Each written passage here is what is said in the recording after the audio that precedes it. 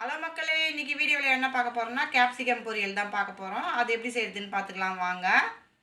இது கேப்சிகம் எடுத்துருக்குறேன், இதை கட் பண்ணி எடுத்துகிட்டு வந்துடலாம். கேப்சிகமை கட் பண்ணியாச்சு. இப்போ வாங்க எப்படி செய்யுதுன்னு பார்த்துக்கலாம். ஒரு ஸ்பூன் எண்ணெய் ஊற்றிக்கலாம். எண்ணெய் நல்லா காஞ்சிடுச்சு. அரை ஸ்பூன் கடுகு சேர்த்துக்கலாம்.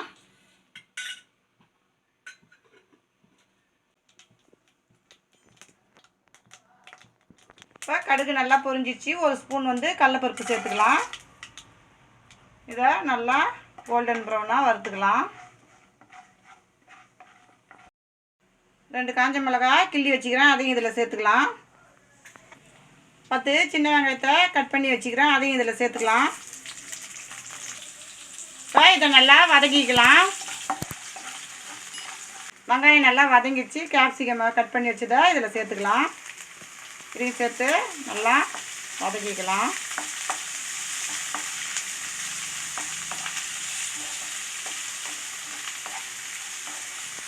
அரை ஸ்பூன் உப்பு சேர்த்துக்கலாம். இதையும் சேர்த்து நல்லா வதக்கிக்கலாம்.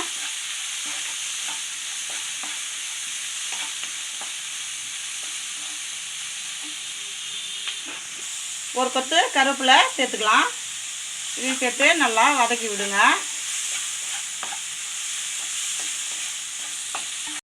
இதில் கொஞ்சமாக தண்ணி சேர்த்து இதை வேக வச்சுக்கலாம். இது அப்படியே வேகட்டும், ஒரு 5 நிமிஷம் போல் வேகட்டும். மூடி வச்சிடலாம். பார்த்துக்கலாம். நம்ம பாருங்கள், தண்ணிலாம் நல்லா இருந்துடுச்சு. இப்போ நம்ம துருவி வச்ச தேங்காய் பூ 3/4 கப்பு சேர்த்துக்கலாம். இதையும் சேர்த்து நல்லா கிளறி விட்டுக்கலாம். இப்போ நம்ம கேப்சிகம் பொரியல் சூப்பராக ரெடி ஆகிடுச்சு. இதை ஒரு பிளேட்டுக்கு மாற்றிக்கலாம்.